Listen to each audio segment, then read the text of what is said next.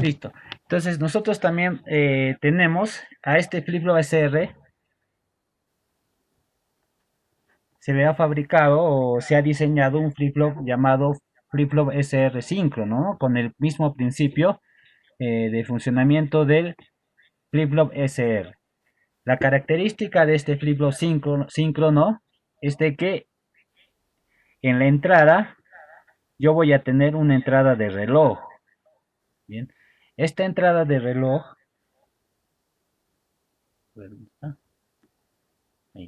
esta entradita de reloj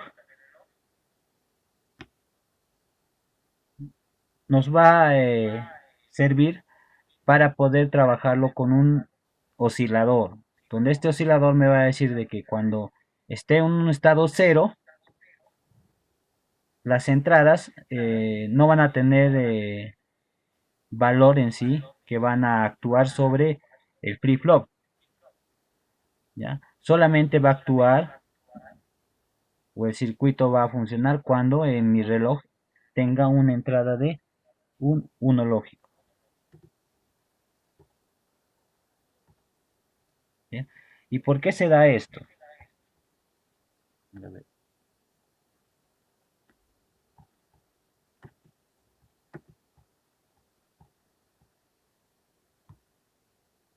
¿Ya? Este flip flop síncrono va a estar formado por dos compuertas AND en la entrada RS que inicialmente tenía el flip flop. Entonces vemos de que el reloj está conectado para ambos, pues, ¿no? Entonces cuando el reloj va a ser un cero, ¿qué va a pasar? Va a haber un cero aquí y un cero acá, ¿no? En las entradas de la AND. Y yo sé que la compuerta AND, cuando tiene un valor de cero, en mi salida va a ser cero, obviamente. El otro también, bueno, el otro va a tener una salida cero. Solamente voy a tener un valor de salida de uno cuando en mis entradas sean pues ambos uno lógico. Entonces, para que ambos sean uno lógico, yo tengo que mi reloj ya inicialmente está en cero, ¿no? De ahí yo tengo que poner a un nivel de uno lógico en mi reloj. Entonces, al poner uno lógico, ahí sí ya yo puedo reflejar, ¿no? Mi entrada R, puedo reflejarlo a la entrada del flip-flop y mi entrada S puedo reflejar a la entrada del flip-flop también, ¿no? Porque si acá es uno, acá va a tener un valor de uno. Si es cero, también va a ser cero, ¿no? Sin embargo, en el anterior caso, cuando otra vez le pongo a un nivel lógico de cero mi reloj, no me va a importar qué valor tenga las entradas, la salida siempre va a estar en un valor de cero cero. Y hemos visto, ¿no? Y que cuando tengo un valor de cero cero en mi salida, el valor que voy a obtener es el estado anterior. La característica de los flip-flops síncronos es que voy a tener un reloj en la entrada.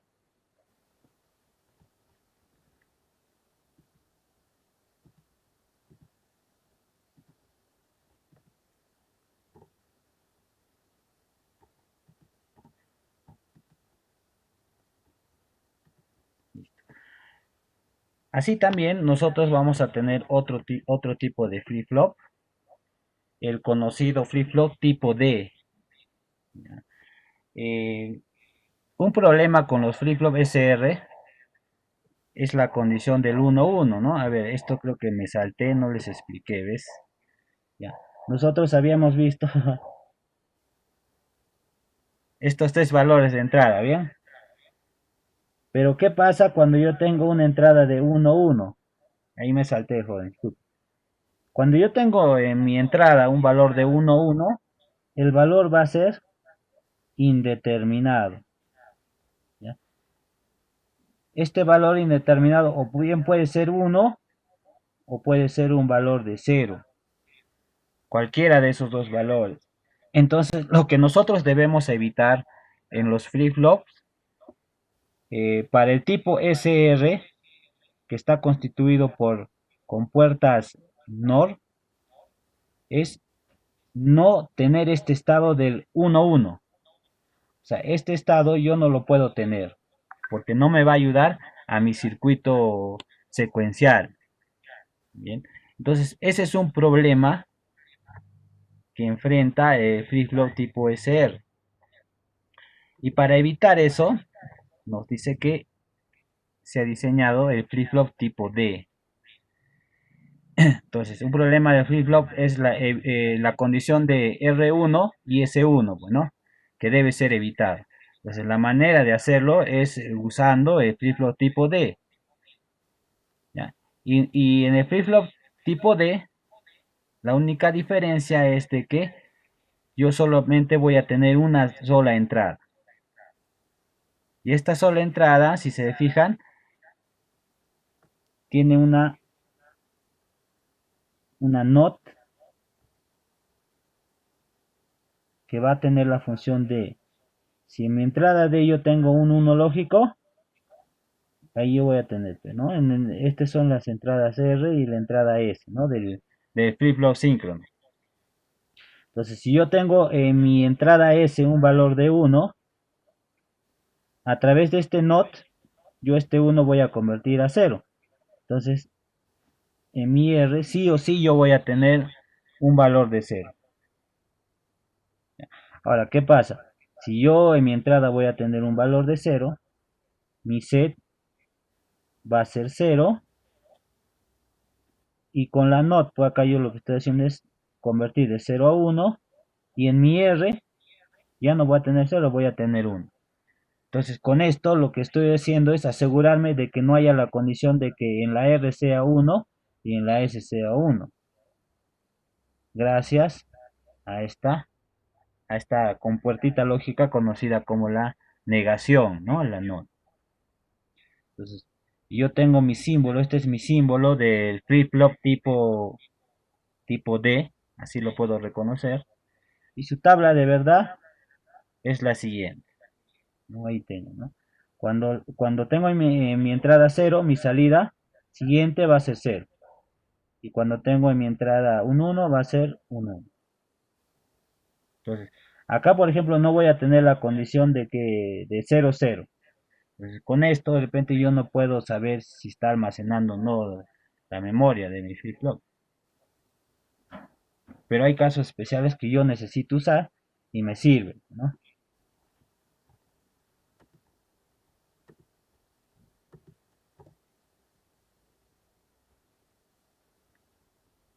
Bien.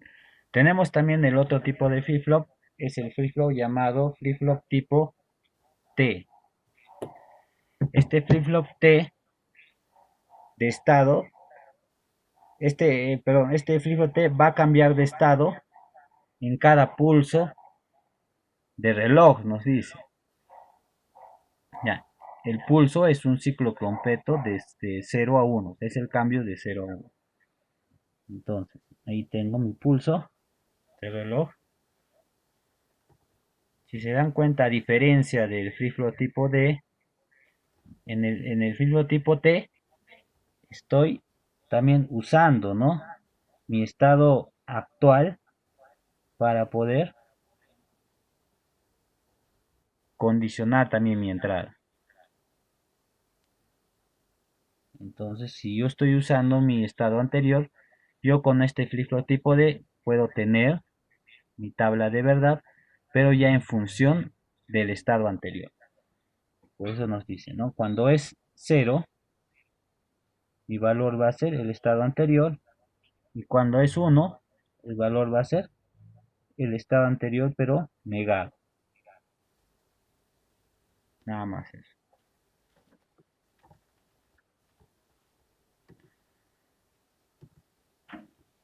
Bien. De ahí nosotros tenemos el conocido flip-flop tipo JK.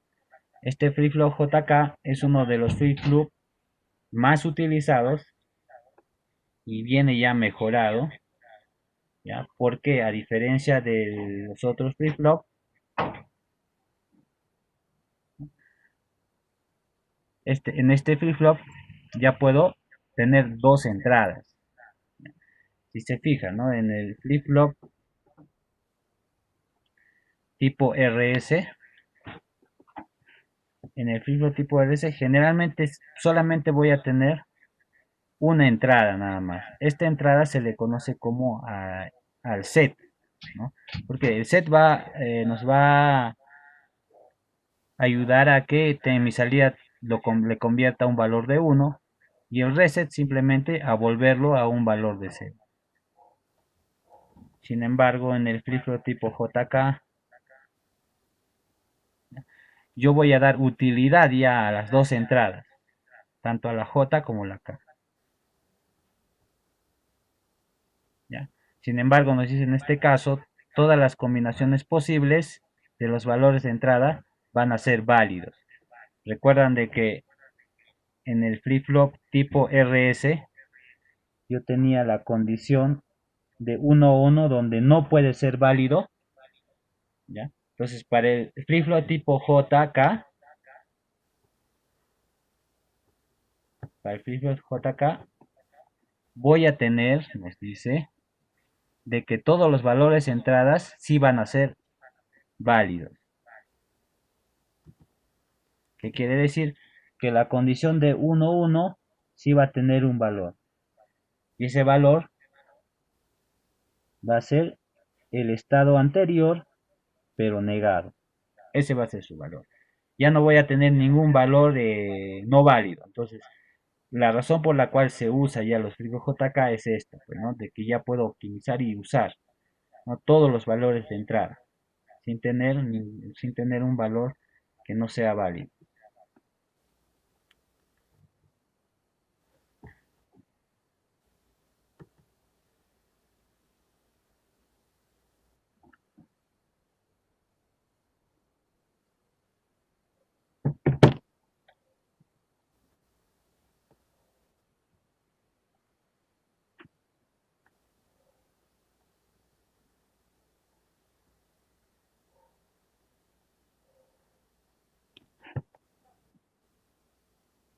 ¿Ya?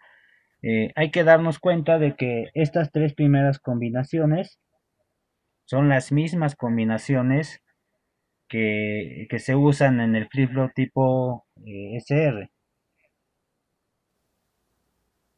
¿Ya? La diferencia se da cuando tenemos que tanto como J y K está entrando un valor de 1,1. En el caso anterior iba a ser un valor indeterminado, pero ahora va a tener un valor del Q anterior, pero negado. Solamente esa va a ser la única diferencia. ¿Ya? La función que realiza en este estado normalmente se le conoce como, o se le denomina como función de conmutación, o toggle, ¿no? En inglés, una función de conmutación. ¿Qué quiere decir? Que la salida se va a invertir, va a conmutar, ¿no? Simplemente va a conmutar. Entonces, si Q vale 1 y se aplica un 1 a J, el valor de K lo que va a hacer es que Q tenga un valor de 0. Cuando Q valga 1, ¿no? Cuando, digamos, si Q en un instante de tiempo es 1, ¿qué quiere decir? Que mi entrada J y K tenían un valor de 1 y tenía un valor de 0. De ahí, si yo paso a un valor de 1,1, voy a tener de que mi salida va a ser el valor del Q anterior, pero negado. O sea, el Qn ya no va a ser 1, sino va a ser igual a 0. Y este ya se convierte en el valor actual.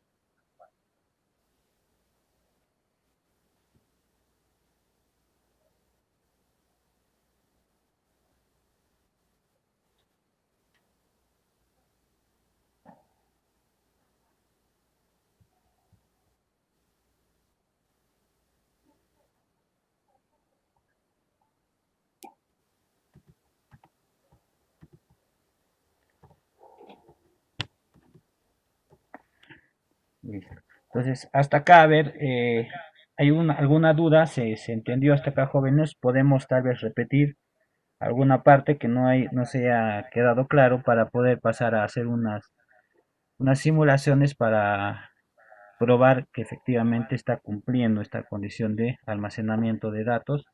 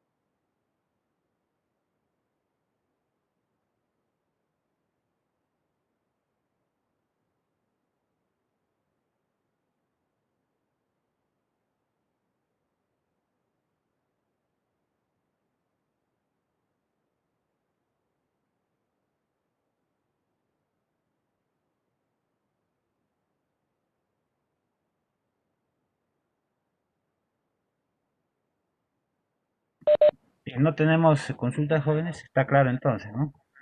Bien,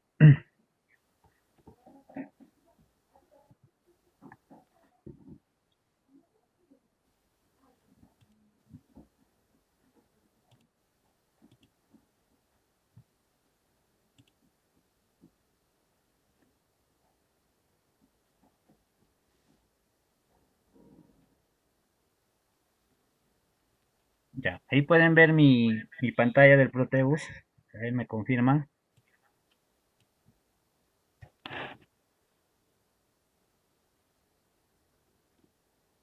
Pero estamos viendo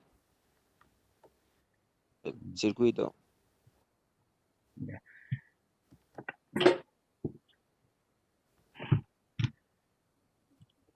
listo.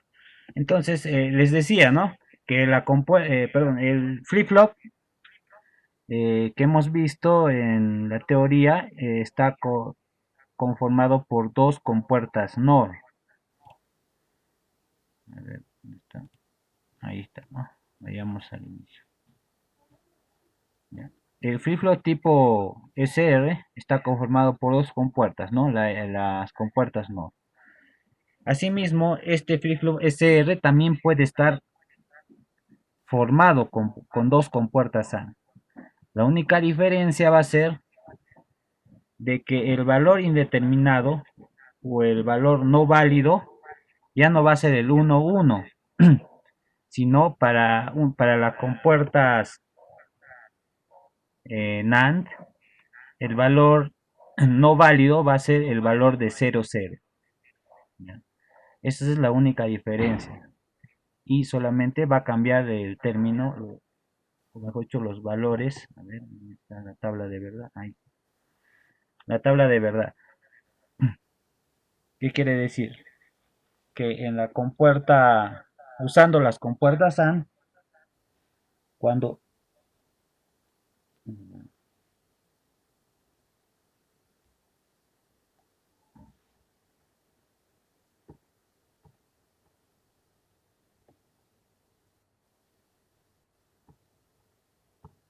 Ya. Entonces la diferencia en el SR usando las compuertas NAND, vamos a ver de que cuando set va a ser 0 y R va a ser 1, la salida ya no va a ser 0, sino va a ser un 1. Cuando S va a ser 1 y cuando R va a ser 0, la salida ya no va a ser 1, sino va a ser 0. El valor de 1, 1 nos va a decir que es el valor actual. Y las entradas 0, 0 en este caso va a ser indeterminado. Va a cumplir estas condiciones cuando se usa las compuertas NAND. Y va a cumplir esta condición cuando se use las compuertas NOR. Bien, eso para aclarar. Entonces,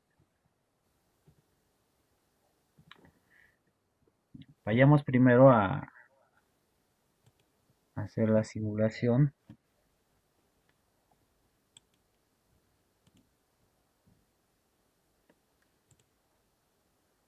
¿Ya? Vamos a ponerle play. Entonces lo que estamos haciendo inicialmente es arrancar el circuito. Si se dan cuenta, acá los dos me están prendiendo o te voy a tener una salida de 1-1.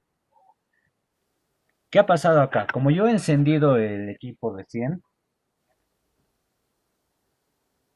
yo no voy a tener el estado actual, ¿no? Este estado actual era indeterminado. Es por la razón de que el equipo cuando arranca tiene esta particularidad. Entonces,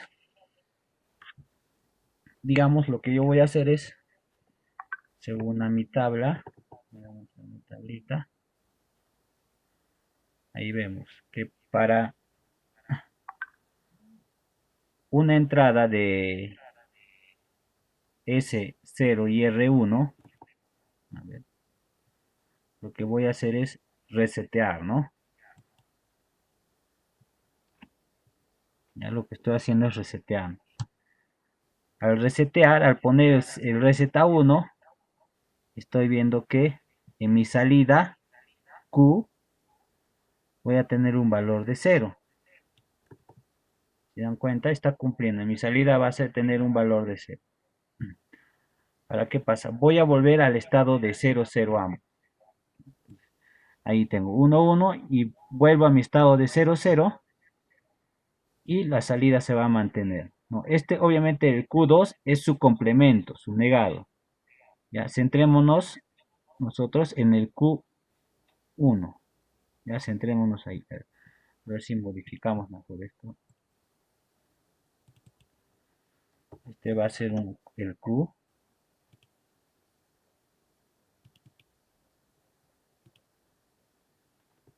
A ver, hay un Q que se está usando, nos dice. Para entenderlo mejor va a ser Q1 prima, que es su negado. Bien. Ahí tenemos, ¿no? Cuando le he reseteado, se ha puesto a 0 la salida Q1, vuelvo al estado inicial de 0,0 y veo que se almacena, ahí se almacena el dato del Q1. Ahora lo que yo voy a hacer, ir al siguiente estado. Yo le voy a dar un set. Y al darle un set, según la tabla, cuando le doy un set, a la salida voy a tener un 1.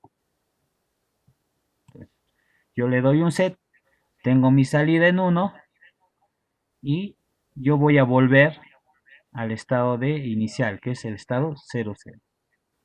Y lo que estoy viendo es que se está almacenando. Si se dan cuenta, se almacena. Inicialmente cuando era 0,0, acá era un valor, tenía de 0. Ahora, cuando es 0,0, acá ya es 1. Ya no es 0. ¿Por qué? Porque yo ya le he dado un set, pues, ¿no? Le he puesto en un valor de 1 a mi salida. Ahora, ¿qué pasa? Si yo quiero de repente volverlo a hacer otra vez, simplemente le voy a dar un reset y regreso al estado inicial, que es 0,0. Y ya vuelve a su estado de 0,0. Entonces, este circuito flip-flop básico de una memoria nos puede servir para una determinada aplicación donde yo necesito simplemente con un pulso darle iniciar, de repente iniciar a un contador de tiempo, a un timer, ¿no? Darle iniciar con esto, ¿no? Le doy un pulso, se dan cuenta ahí tengo ahí. El pulso es volver a 1 y después retorna a 0. Y ya está activo.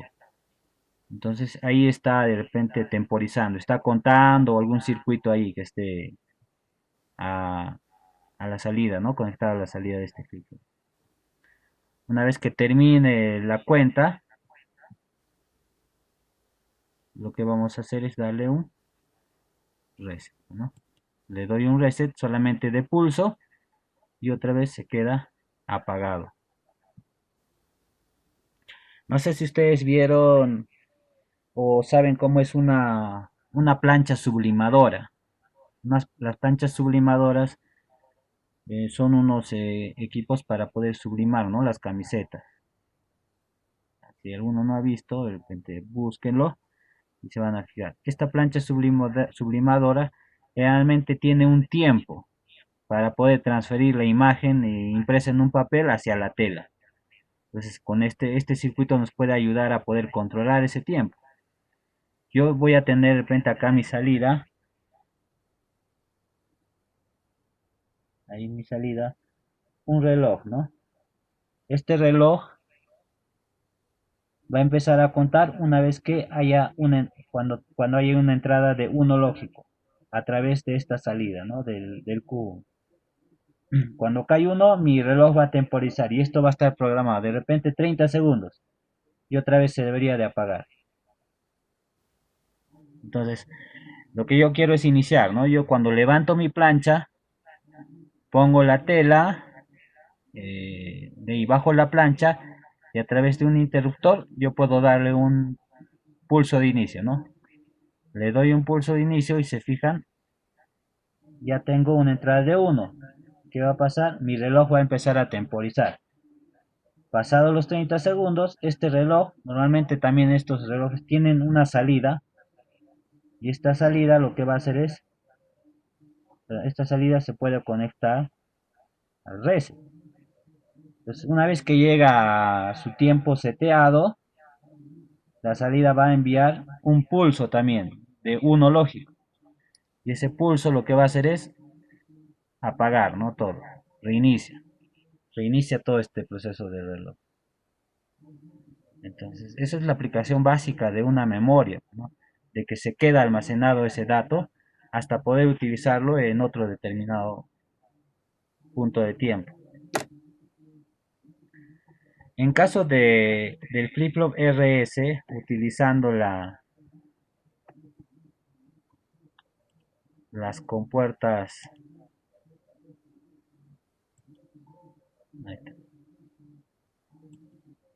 ¿ya? Las compuertas NAND, ¿ya? Si se fijan ahí, hemos dicho que la condición es al revés. La condición de no válido es cuando ambos van a estar en cero lógico. Por eso hay que evitar. Entonces, debemos tener una condición de 1, 1, ¿no? Mantener en esa condición inicial. Entonces, cuando yo le doy un valor de set, bien, lo que voy a hacer es ya no tener 1, ¿no? Como en el circuito anterior, sino voy a tener un valor de 0. Bien. Ahora, pero cuando yo le doy el reset, el pulso de reset, ahí recién voy a tener que mi salida va a tener un estado de 1. Entonces, para volverlo a 0, simplemente yo le voy a dar con el 0, ¿no? Y ya está, se vuelve a 0. Y se queda almacenada, ¿no? Si le doy otra vez el set, un pulso, no cambia porque simplemente es el estado según la tabla de verdad que obtiene.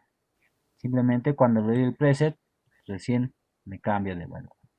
Ahora, si se están dando cuenta, eh, esta entradita en el Proteus le he configurado o de tal manera de que sea solamente o que actúe como un pulsador. Ya, yo estoy haciendo clic y una vez que suelto se regresa a un estado inicial que está preconfigurado. Sin embargo, digamos, este es otro botón, esto es otra entrada lógica, perdón, donde yo cuando le doy clic cambia de estado. Le doy otra vez clic, cambia de estado. Es muy diferente, no es mantenido. ¿Ya? Este es mantenido, perdón. Esta entrada lógica no es mantenido, no tiene retorno. Y en el Proteus, ahí para un poquito vayan también viendo ustedes, en el Proteus van a encontrarle como estos dos valores de acá.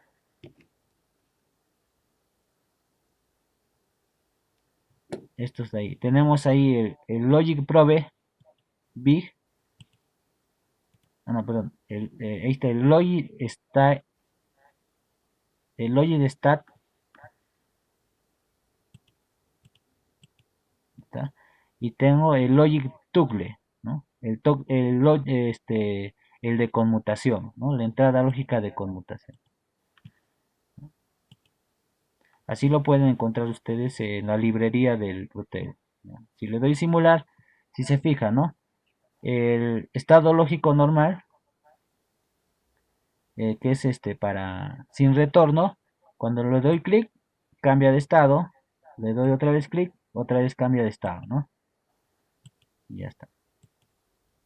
Sin embargo, el otro, el toggle, es diferente, tiene retorno. Y si le doy clic, cambia, y si suelto el clic, regresa a su estado inicial. ¿Ves? Regresa. ¿No? De repente esto les puede servir en algún determinada aplicación o algo que quieran aplicarlo ahí en el futuro. Ahora, ¿cómo yo cambio el estado inicial de este botón lógico toggle? Simplemente voy a propiedades y aquí está, pues, ¿no? El estado inicial. Me dice low, bajo. Ahora, si yo le pongo estado inicial high, de alto, su estado inicial va a ser 1. Y cuando yo le hago clic, va a cambiar a 0, pero regresa a 1. Regresa a 1. Ya, esto para que tengan ustedes conocimiento. O si alguno de ustedes se ha dado cuenta y ya tenía esa curiosidad, ya estoy aclarando ese tema. Entonces, estos dos flip-flops funcionan muy similares, solamente que tengo una tabla de verdad distinta para ambos casos. Ya, ahora nosotros, bueno, les comenté de que ya estos circuitos, al igual que algunos de los circuitos combinacionales como los comparadores, ya vienen ya diseñados para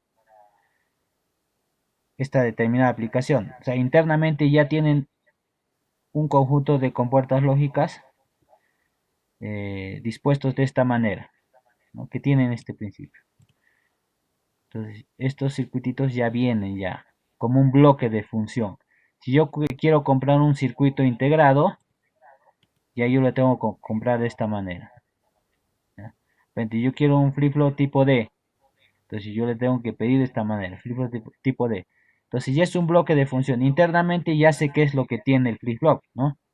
Es una disposición tanto de compuertas, puede ser compuertas NAND o puede ser compuertas no. Entonces en esta aplicación ya tenemos el bloque de funciones del flip-flop tipo D. Vamos a ver el tipo D. Para poder comparar las salidas nos dice que para una entrada de 0 es 0. Para una entrada de 1 la salida va a ser 1. Entonces simple, ¿no? Estos bloques de funciones ya van a tener un reloj integrado. Este reloj, si se han dado cuenta, ¿no? Está conectado con puertas AND, que lo que hacen básicamente es que cuando el reloj esté en 0, estas entradas no se transfieran pues a la entrada del flip-flop, no se mantengan. Y una vez que el reloj esté en 1, recién estas entradas de la D van a reflejar a las entraditas del flip-flop. Entonces veamos, ¿no? A ver, si yo tengo mi reloj 0 y mi entrada le voy a dar un 1 lógico, ay, perdón,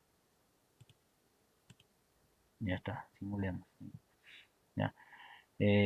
Siempre se van a recordar una de las propiedades, ¿no? De los flip-flop, que a la salida voy a tener dos valores y estos valores siempre van a ser complementarios.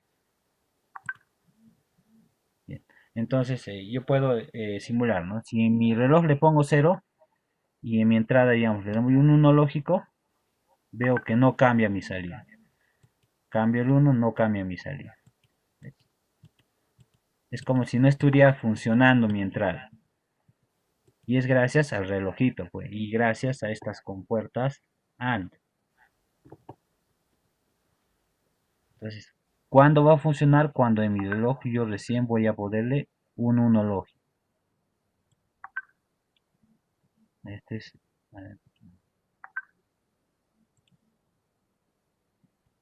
acá por ejemplo está como un pulsador. Vamos a cambiarle a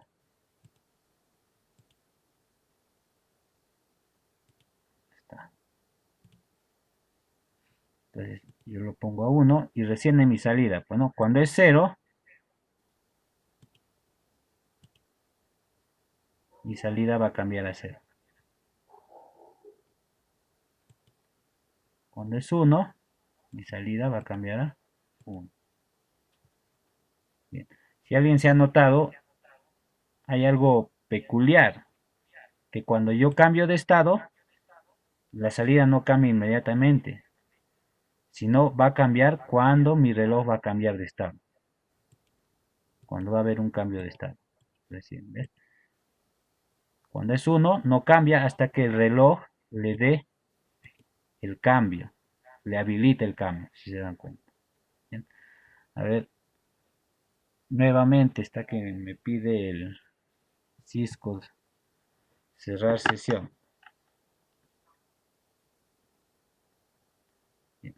Voy a crearles jóvenes, vamos a usar el Google Meet, ya les vuelvo a enviar el link, ya vuelvan a ingresar por favor.